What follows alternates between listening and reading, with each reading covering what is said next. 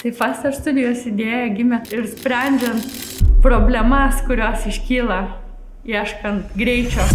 Pradedantiesiams sportininkam rasti 30 vatų greičio tiesiog pagerinant aerodinamiką yra gerokai lengviau. Nuleist galvą 10 vatų. Labiausiai motyvuoja galvojimas, kaip sudėlioti visas dalis triatlone, kad kiekviena dalis būtų maksimaliai gera.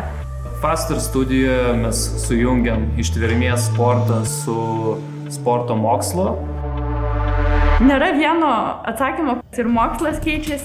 VO2 max buvo labai populiarus rodiklis ilgą laiką, tai nėra limituojantis faktorius.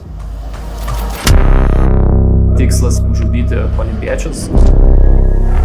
Treniruojasi mažiau laiko, bet pasiekiu daug didesnių rezultatų. Iš vandens lipu pirmas. Patarė daryti karščio adaptaciją, game changeris galima pasakyti.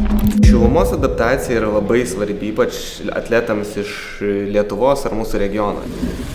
Karščio treniruotės pakelia kraujo plazmos lygį, išmoksti geriau prakaituoti, šalinti šilumą.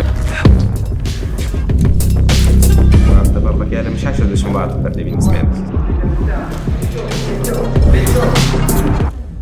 Daugiau tikrai ne visada geriau.